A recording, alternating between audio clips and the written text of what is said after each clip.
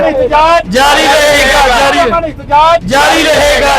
आज दिन तक सानू ना किसी ने फोन करके क्या हुआ, हाँ जी क्या बनया जी, असं तुहाडे वास्ते आवीए या नहीं आवीए। वोटां वास्ते सब तो पहले साडे कोल आउंदे ने।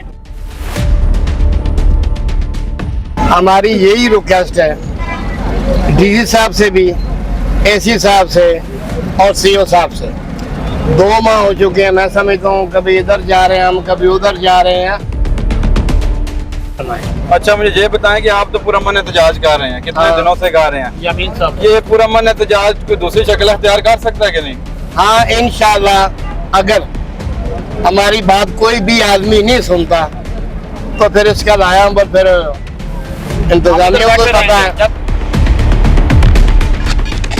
सुबह से मैं इस इhtजाजी कैंप में शामिल हूँ और इनके शाना बशाना खड़ा हूँ। इससे पहले कोई भी सियासी या कोई समाजी कोई भी बंदा यहाँ पे नहीं आया।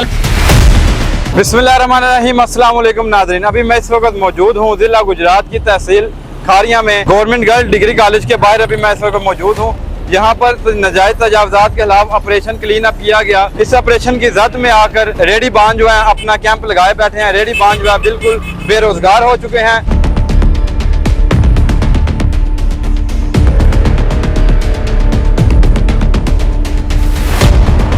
और मैं साथ साथ आपको बताता चलूं कि ये ऑपरेशन रमजान में किया गया। रमजान के बाद अभी 1.5 महीना गुजरने के बाद भी उनको कोई मुतबादल जगह नहीं दी गई। AC Khariyan, DC Gujarat, MPa, MNA की तरफ से भी खामोशी, उनकी खामोशी भी सवालिया निशान दिखाई देती है।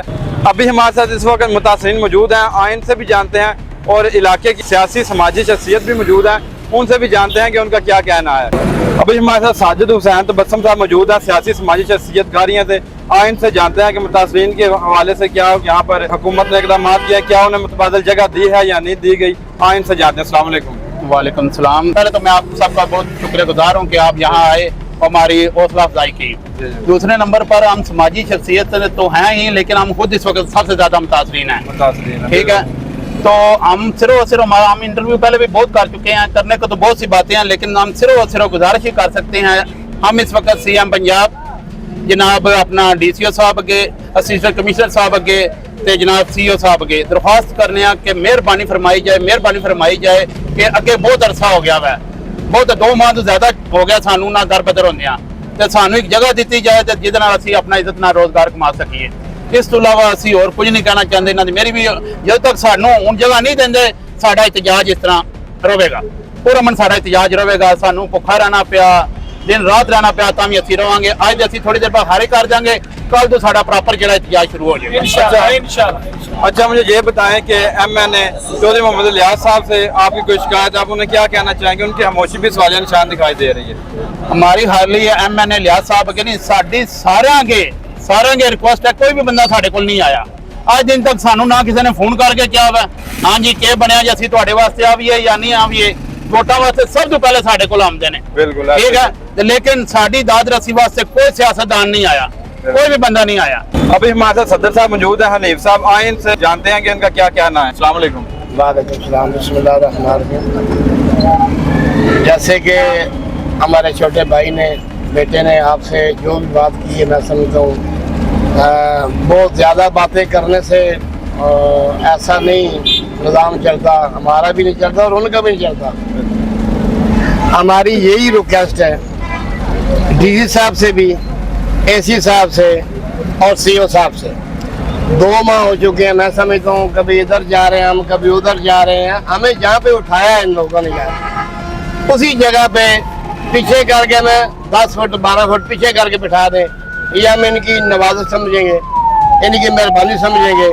ये रोटी कमा कर खाएंगे लोग और इनको भी दुआएं देंगे ना, क्यों? हम भी इसी शहर के हैं ना, बाहर के तो है नहीं। तो मैं समझता हूँ ये इनकी मेहरबानी होगी हमारे साथ, शफकत करें हम पे। ये सारे ही मुतासरीन है ना, ये कोई 200-300 खानदान बनता है ना, ये कोई 500-700 आदमी बनता है। तो मैं समझता हूँ यहाँ से ही रोजी रोटी चलती है ना। तो मैं समझता हूँ डीसी साहब से हम पुरजोर और रिक्वेस्ट करते हैं कि आप मेहरबानी फरमाएं। अच्छा मुझे ये बताएं कि आप तो पुरअमन एहतजाज कर रहे हैं, कितने दिनों से कर रहे हैं? यमीन साहब, ये पुरअमन एहतजाज कोई दूसरी शक्ल अख्तियार कर सकता है कि नहीं?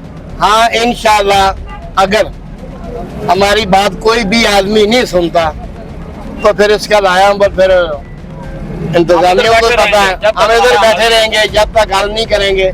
हमने कहाँ जाना है, हम रहेंगे पूरा मन इंशाल्लाह और इंतजार करते रहे। अभी यमीन सिद्दीकी साहब हमारे साथ मौजूद है, आए इनसे जानते हैं उनकी क्या राय है। अस्सलाम वालेकुम। वालेकुम अस्सलाम। और हमारी इंतज़ामिया से सुबह से मैं इस एहतजाजी कैंप में शामिल हूँ और इनके शाना बशाना खड़ा हूँ।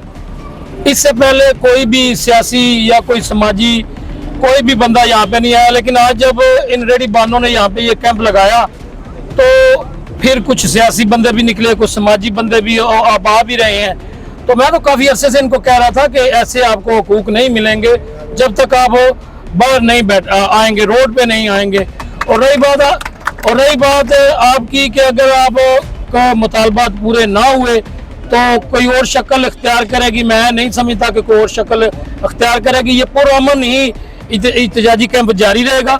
इंतज़ामिया से अपील है कि ये गरीब रेडी बान है, इनके चूल्हे ठंडे होने से बचाएं, इनको 10, 12, 15 फुट पीछे बैठा के इनको जो है रोजगार, इनको गठिया लगाए और इनको रोजगार मिले, जो बेहतर तरीके से अपना रोजगार कमा सकें। यही इंतजामिया के आगे हमारी रिक्वेस्ट है। अच्छा, आप ये बताएं कि आपने कानून ने कोई लायामल अख्तियार किया, कानून ने डीसी साहब के पास गए हैं या सीओ साहब के पास या सी साहब के पास? नहीं, डीसी साहब या सीओ साहब के पास नहीं गए।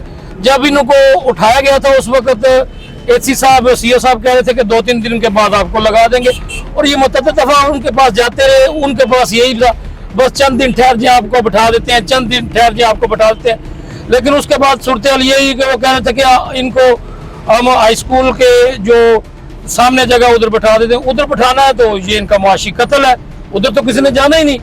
तो इंतजामिया खुद ही हमसे हीले बहाने करती रही कि चलो 2 दिन ठहरो, हफ्ता ठहरो, यही बस इसी चक्कर में इन्होंने 2.5 माह गुजार दिए। जी नाज़रीन, आपने लोगों की राय जानी। उनका भी यही कहना था कि मोहतरमा वज़ीर आला मरियम नवाज शरीफ साहिबा, आपने नाजायज़ तजावुज़ात के खिलाफ ऑपरेशन तो करवा दिया, लेकिन मुतबादल जगह का भी मसला हल कर दें। MNA मोहम्मद इलियास साहब से भी उनकी यही गुजारिश थी कि आप अपनी खामोशी तोड़ें, इनके लिए आवाज़ उठाएं। आप सिर्फ वोट लेने के लिए लोगों के दरवाज़ों पर भी चले जाते हैं, यहाँ पर आपके इन गरीबों की भी कोई बात सुनी जाए।